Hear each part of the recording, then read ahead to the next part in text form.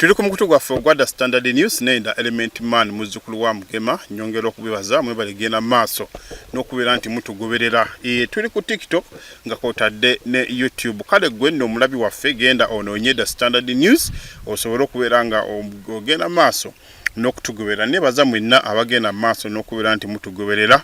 Olw'ebyo emboozi tugenda okubeera nti tubawa. Mwebale nnyo mwebale ddala. Nzeda Element Man muzzukulu wa Mugema saagala kubeera nga mbalwisaawo. Naye gwe munene muna Uganda ali eyo njagala okutegeeza nti gwe wenna ayagala okubeera nti yeegatta ku kibiina kya Fidelity Investment Group. Gwe nno kozesa omukisa guno osobola okubeera nga ojja oyingire ate okuyingiza abasooka kubeera nga bakusomesa okiyingire nga naawe ekyamazima weesiimidde toyingira nga tonnaba kubeera nti osomesebwa. Balina kusomesa bakutendeke olabe oba okisobola oba tokisobola. Tebakukaka era jangu osobola okubeera nga osomesebwa Fidelity Investments Group. Osobola okubeera nga otweyungako okyusa embeera mikwano gyo abaganda bo famire yo yonna esobola okubeera nga ekyusa embeera ng'eyingidde mu kibiina kino ekya Fidelity Investment Group. Nzeda Element Man muzzukulu wa Mugema. Kakati nno njagala okutegeeza gwe nno muna Uganda ali eyo sabbiiti eno ekyamazima njagala okutegeeza nti amawulire tutandise n'amabi ag'okubeera nti omugenzi essaawa zino Master Parrot amannya ge amatuufu nga ye David Sifaayo ono nno essaawa zino njagala okutegeeza gwandaba nti essaawa zino yafuuse dda zembyaga zikaza engoye. Omukulu ono njagala okutegeeza Master Parrot abangi gwe tubadde tumanyinga ennyimba zazze ayimba oba oliawo okwetooloola eggwanga azze ebiseera ebisinga nga ayimba ennyimba ez'enjawulo nga oba oliawo Master Parrot ono ekyamazima mawulire gatandise okubeera nti gayitingana ku lwali lwa Sunday olw'eggulo nti obulamu bw'ensi eno abwabulidde oluvannyuma lw'okubeera nti yabadde asala ekkubo pikipiki n'emutomera. Bingi ebizze byogerebwa, abamu bagamba nti akabenje kano kabadde kapange, ate abalala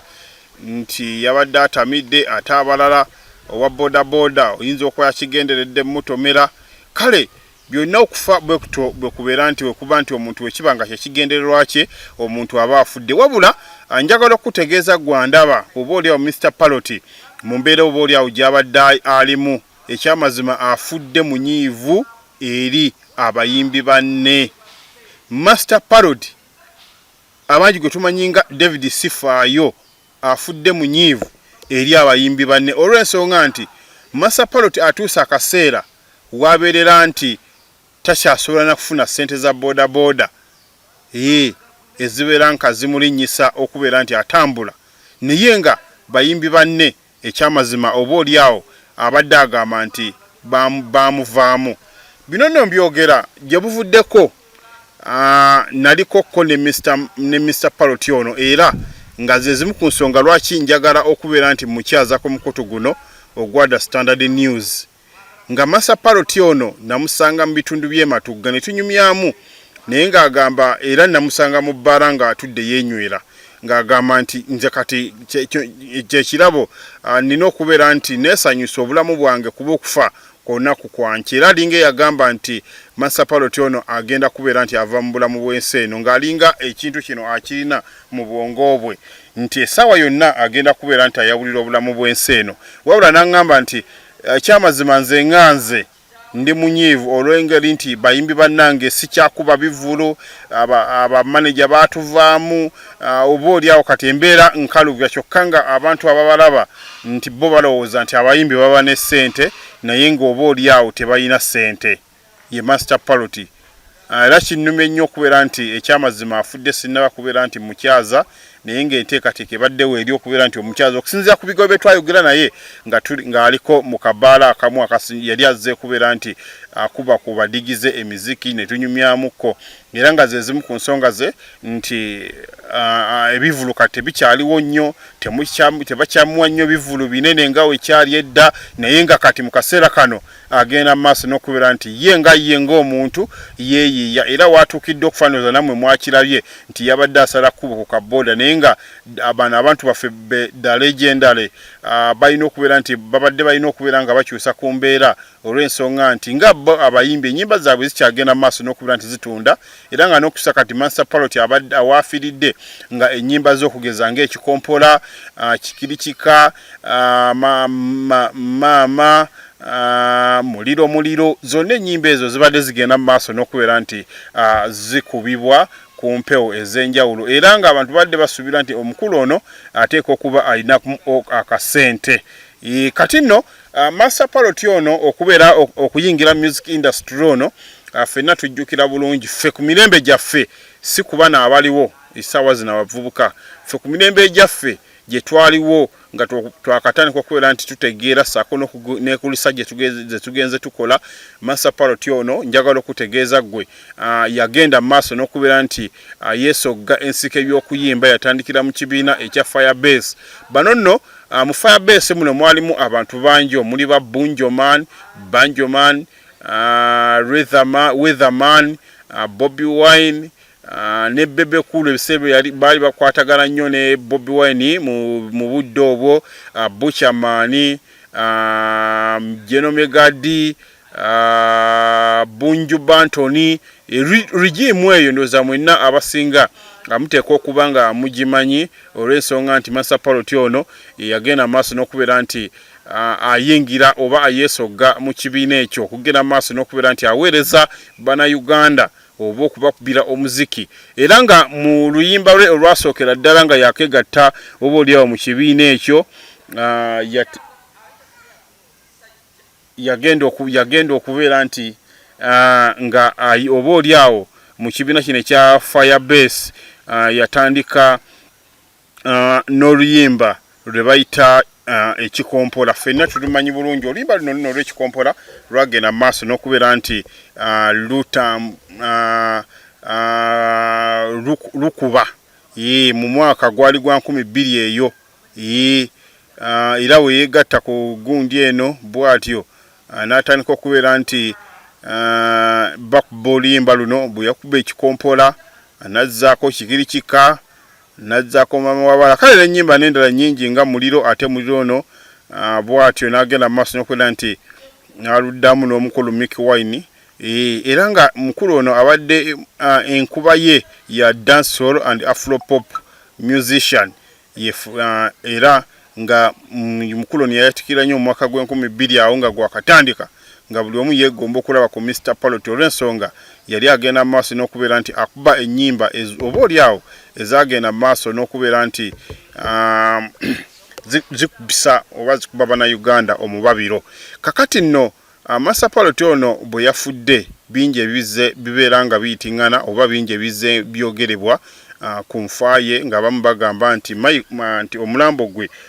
oba okutomerwa kwe kwabadde kupangi tetumanyi kituufu kyabaddewo naye nga ye ekyamazima ye yatomeddwa era mu kaseera kano zembuyaga oba oliawo ezikaza engoye ono nno abamu bagamba nti Master Parrot ono yabadde anyweddemu kyova olaba nga omuntu aba anyweddemu njagala okutegeeza gwe andaba nti omusayi guba gudduka speed kale newe kaba kantu katono nga kaba kakonyeeko oyinza okuviirako okufuna obuzibu olw'ensonga nti omwenge guno gulina engeri gye gupapingamu omusayi mu mubiri gw'omuntu nti omuntu aba atamidde ebiseera ebisinga taba nnyo ku nnomo nti ne mukuba ekikonde kimu asobola okugwa eri bw'atyo nasa omuka ogw'enkomerero olw'ekikonde ekiba kimukubiddwa era nga kale y'ensonga lwaki bwe bamutomedde bambi yeyanguye okubeera nti avaamu omusayi ate yakubye omutwe wansi kyokka nekyewunyisa newa bodaboda eyamusse era owa bodaboda ono kigamba okubeera nti ye olwamaze okumutomera ye bw'atyo n'adduka nga teyagala kubeera nti alinda bigenda mu maaso n'okubeera nti bimubuuzibwa mukulu otomedde otya obadde olagawa biki ebyo ababodaboda bo balina omuzoogo nti bwe batomera omuntu bateeka kukakola tondeka nnyuma kale gwe batosobodde kubeera nti okwata namba plate ekyamazima kituufu batosobola kubeera nti omukwata ate nga ne mu kaseera kano njagala okutegeeza gwe omulabi waffe wa The Standard News nti kati tulindirira poliisi egende maaso n'okubeera nti ekwata oba enoonya omuntu ono agamba okubeera nti yatomedde sita waffe Master Parrot mu kaseera kano omugenzi bingi bibaze biyitibwawo oba Master Parrot ono azze mu bulamu bwe azze nga oba oliawo nga agenda mu maaso n'okubeera nti yeetetenkanya ye ng'omuntu yeetetenkanya olw'okubeera nti abaako n'engeri gy'akyusaamu obulamu bwe. Abayimbi bano ffenna tubeera ne tugamba nti ekyamazima abayimbi oba oliawo bwe bantu abasinga okufuna ssente simanyi, naye nga abayimbi bano balina nabo embeera gye bayitamu eri nga ffe abantu ba wansi oba nga ffe abantu ba bulijjo tubalabira mu kifaananyi kirala. Gwosobola okubeera nti omukyovulanga nti ekintu ky'okoze kikusinga okutunda okusinga gwe akikola. Oba ntegeeza bulungi nti omuntu kyakoze kimusinga okutunda okusinga akikola. Nti ennyimba abayimbi bano ze bayimba ziba kwegamba nga bwe bagamba nti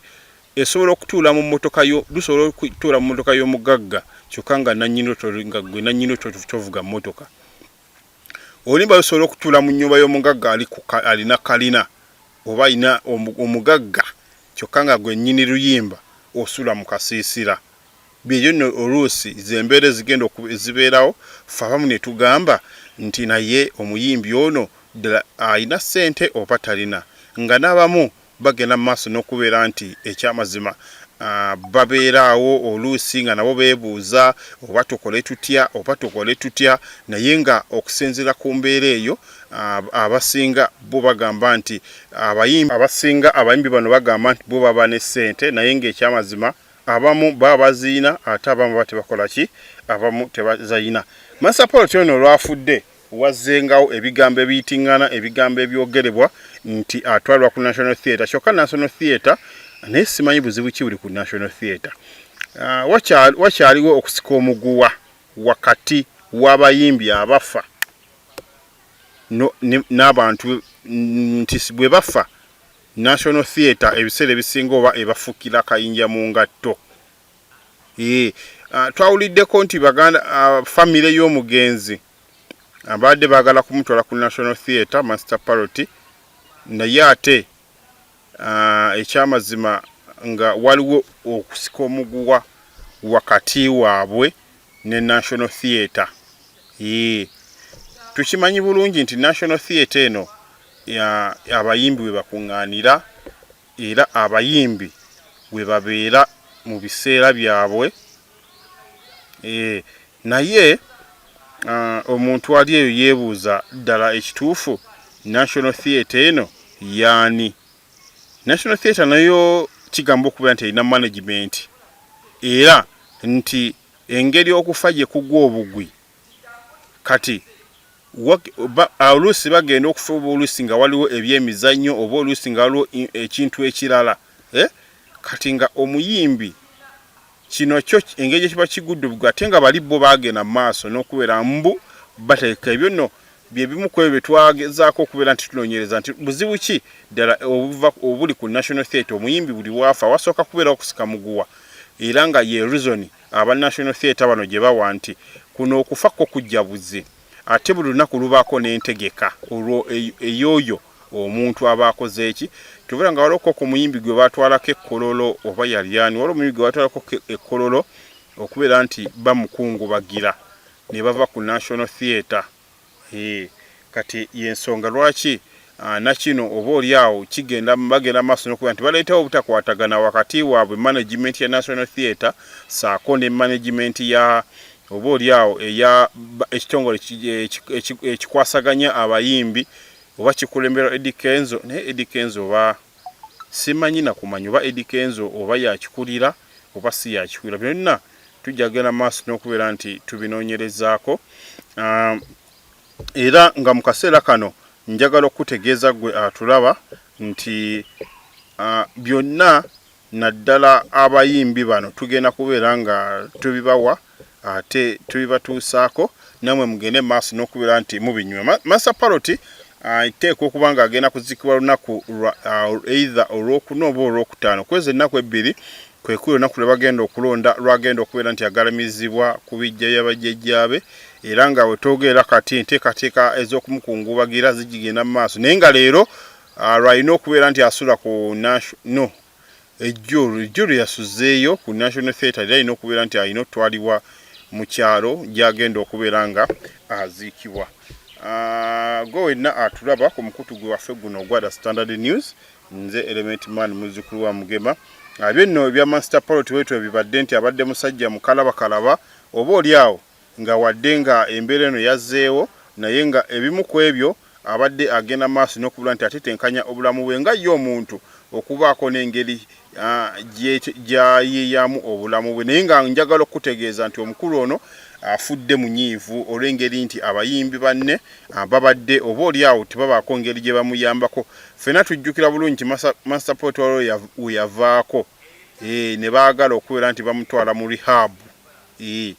naye mu rehab eno yabanayo ebbanga era bw'atyo n'avaayo ng'ateredde wabula ako akenge kabadde tekamuvaagamu olw'engeri nti nga bumanyi omuntu era gamanyi omuntu abadde alina engeri gy'akabbirira era Master Parrot ono ndowooza be bamu bakuba na Uganda be tubadde twenyumirizamuko ku ngeri gye bakubamu ebidongo byabwe naddala amaloboozi gaabwe amaloboozi gaabwe gabadde nnyo ga mulembe nnyo era nga bw'oba oliawo nga bangi babadde batasa okubeera nti bageegomba okugateekako nga bo abayimbi kale bimboozi tujja kubeera nga tugenda mu maaso n'okubeera nti tujoogerako eya Master Parrot era njagala mwenna okubeera nti olunaku olulungi ate nga Master Parrot tugenda kubeera nga tumubawa bye byonna ebigenda mu maaso n'okubeera nti ebimukwatako. Kakati nno njagala okutegeeza gwe Munnayuganda andaba leero ngenda kubawa mawulire ga bagenzi ekiriwo kya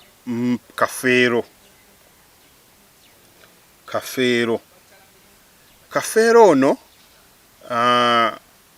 nabagamba luli nti entaana ye bagiziikudde kyokka mu kaseera kano abaziikudde entaana bagirese ku ngulu. Ffenna twebuuza kiki ekiri emabega wa kino. Bamaze kuggyako bintu byabwe serebu ne bamuleka ku ngulu nze naawe. Obutakkaanya weebuli wakati w'abooluganda bano olwa Paul Job abooluganda b'omugenzi Prince Paul Job Paul Kafeero era ng'ono nakugamba nti yafa mu mwaka ogwa 2007 ate nga gwe mwaka wayitawo emyezi mitono nnyo ne Lucky Dube naye ne bamukuba amasasi agamutta. Era njagala okutegeeza nti mu kaseera kano omugenzi Kafeero wakati mu kufa ebbanga lyonna kumpi okuva we yafa wazenga wabeera obutakwatagana wakati w'abaluganda bano nga bamu bagamba nti abaana babasuula ebbali ate abaana abalala bo nga bo bagenda mu maaso n'okubeera nti babateeka ebbali olw'ensonga nti bangi bazze babyogera nti Kafeero abaana bamusima basibe abamu ne bagamba ffe tuli baana ba Kafeero ate nga ng'omu ku baana ayitibwa Swaz ye nga ye agamba nti ekyamazima buli kintu kyonna kiina engeri gye kizze kibeera nti kikolebwamu naddala oba oliawo Bannayuganda kwegamba buli omu yeebuuza ddala ekituufu serebu waffe lwaki bamuziikudde. Ensonga eno nze nakugamba nti ebadde ew'omwamu omutwe omukulu Balaam Balugahale yabadde agirimu yabadde agikuttemu okubeera nti abantu bano ayagala okulaba nga enkaayana zonna zivaawo ate nga kuba nkugambye nti okuva omugenzi bwe yafa wazzengawo obutakwatagana wakati w'abaana bano. Abaana bano bazze era nga kino okubeera nti babawa oba babajjako endaga butonde kigenda kubeera nti kireetawo okumalawo obumulumulu obulaga nti ddala kituufu abaana ba Kafeero ono ddala be bano oba si be bano. Njagala okutegeeza nti Paulo Kafeero nga tebannaba kubeera nti bazuula abaana essaawa zino Kafeero talinaawo mwana era ebyobugagga byonna bagenda kubeera nti babizuula byonna gye biri basobole okubeera nti babikomyawo abo bonna abaagenda maaso n'okubitunda babibajjeko oba si kyo batuule bagambe ani yatunda alina funa mugabo ki alina funa mugabo ki kati omugabo ogusigaddewo gudde ku baana bano era olutalo luno lwonna babadde baluteeka ku mwana gwe bayita Swazi. Ffenna tumanyi Swazi mutabani wa Kafeero ate nga muyimbi Swazi ono. Swazi ono bw'oba owulira ennyimba engeri gy'ayimbamu agezaako okufaanaganya kitaawe eddoboozi naye nga tetumanyi oba akinaabeerawo naye y'emu ku eyo engeri gy'agenda mu maaso n'okubeera nti engeri gy'ayimbamu agezaako okubeera nti afaanaganya kitaawe eddoboozi oba oliawo amukoppe oba oliawo agende mu maaso n'okubeera nti ekyamazima nga Swazi nga ye omuntu tetumanyi kuba bo nga famire wamu n'abataka bo ku kyalo bonna bagambye nti obuzibu bwonna bwava ku Swazi okubeera nti mu ntandikwa kino singa kye baakola singa tewali nkaayana zonna kuba etunywira ettaka kwe baaziika Kafeero ziriyiika zaaliyiika kumpi 22 naye essaawa zino waliwo yiika kumpi nga 3 kati yiika zino 3 bonna baagala sooka kujjayo ebyobugagga bino n'abaabitunda nga tebalina buvunaanyizibwa kuba kati tulabe emyaka 2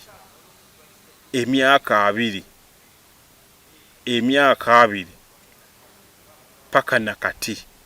bwe bagenda maaso n'okubeera nti ekyamazima buli omu yeebuuza Kafeero ono mu kufa kwe yafa atya Kafeero ono mu kufa kwe kitumanyi nti Kafeero yafa nsigo naye bangi bagamba nti naye abamu boolyawo yanywa nnyo omwenge oba mu baana mulimu amusikidde nze naawe naye nga njagala okutegeeza gwe andaba nti Kafeero ono kati tetumanyi kiki essaawa zino tetumanyi Kafeero ono kiki abaana kiki bazzaako naye nga njagala okutegeeza gwe andaba nti omugenzi Paulo Kafeero ekyamazima wakati mu kufa yaleka ebyobugagga bye ng'omuntu naye kati mu kaseera kano ebyobugagga tebiriiwo kwegamba ebyobugagga bye bisinga bitundiddwa era ng'abaana bano beekwasa munnaabe gwe bayita Swazi okubeera nti yali emabega w'okutunda ebyobugagga bya kitaabwe ate nga yabirekera oba oliawo yabireka bikulaakulanye abaana ng'abaana saako biyambeko n'abazzukulu baabwe naye mu kaseera kano tewali kyeyabugagga kiri awo oba oliawo ekiyinza okubeera nti kiyamba omwana omu ku abo agende mu maaso n'okubeera nti afunamu nga taata waabwe oba oliawo bwe yabagamba nti singa nfa bino ebyobugagga byenkola Kafeero ffenna tulaba nti Kafeero ennyimba zazze ng'ayimba zizze ziwulirira abaana saako n'abantu ba bulijjo nga zigamba nti oba oliawo bwe ndifa bino kiribeerawo kino kiribeerawo naye nga mu kaseera kano ffenna tutunuulidde ekintu kimu Kafeero kiki oba oliawo abaana kyeyafuba oba nti ekiriwo abaana kyeyabayimbako kyekiriwo oba bongedde mu maaso n'okugenda n'okwetemamu ebyo byonna webiri era mu kaseera kano bayise abaana b'omugenzi Principal Job Kafeero bonna gye bali bagende mu maaso n'okubeera nti babagende mu maaso n'okubeera nti babakebera endaga butonde bamanye oba ddala ekituufu abaana bano ba mugenzi Kafeero kuba njagala okutegeeza nti okuva DNA wegambira nti omwana ono uba abaana bano bakewera omusayi wazula nti bakafeero omusayi guno bagujja ku baganda bakafeero ntegerekeze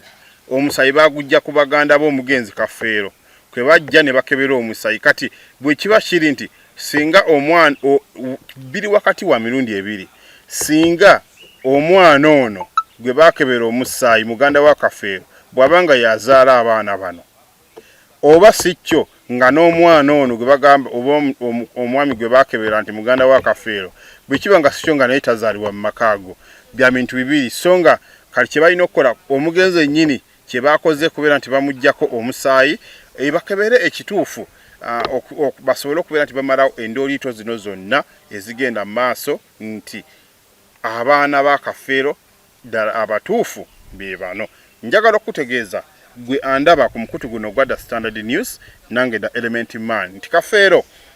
kati essaawa zino balindiriddwa era nga olunaku ndugera kubanga lwakuna lwe bagenda okubeera nti bagenda ku musaayi lwakuna lwakutaano lwe bagenda okubeera nti bagenda ku musaayi basobole okubeera nti buli mwana yenna bamuggyako omusaayi era ne bakoowola buli eyeeyita omwana wa kafeero asobola okujja n'agenda mu maaso n'okubeera nti akeberebwa omusaayi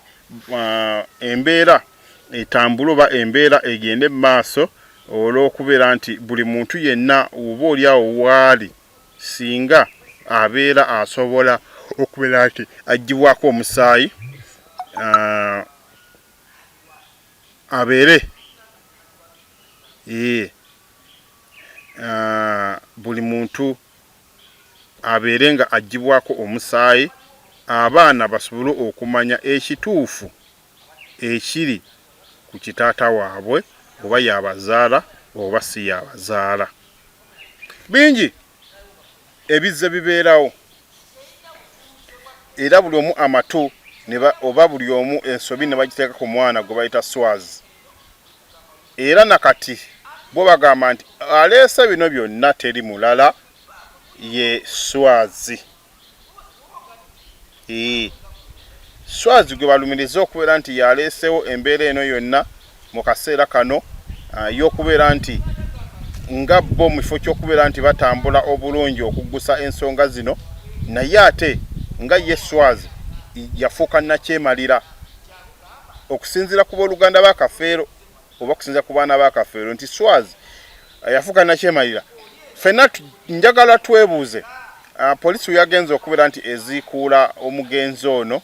yasimye entaana wabula abantu tebakeeziddwa kubeera nti batuuka mu kifo kino era nga kafeero mifo ky'okumuzimba entaana bamaze gagikola kugikubirira kwegamba tebagirongoosezza nga we yandibadde ebeera. Abooluganda bano bagamba nti swazi abadde nga akola ebivvulu naye nga ebivvulu tebamanyiwa gye bikola ki gye biraga. Abooluganda bano bagamba nti ssente swazi abadde azikolamu bibye yensonga lwaki bino byonna byazzeewo ebyokubeera nti mu kaseera kano nga oba oliawo omugenzi swazi omugenzi kafeero naye gyali nti abadde tateredde era mbu oba oliawo nti n'ekyalemesezza entaana okugizimba binzi byazze biyitiŋŋana nti abasimi oba abadde bazima entaana badduse nga bagamba nti omuzimu gwabataamidde omuzimu gwa kafeero nga bagamba nti gwakoze eki gwabataamidde ne balekawo entaana ne badduka. Mwana tukyewuunyisa naye nga kituufu. Byonna njagala okutegeeza gwandaba ku mukulu guno gwa The Standard News. Omukulu ono Principal Job Kafeero yali serebu era nga alina amaanyi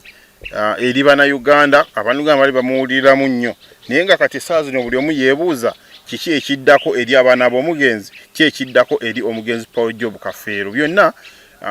nkutegeeza nti tujja tubikuwa wano ku mukutu gwaffe ogwa Standard News nange da Element Man. Wano nno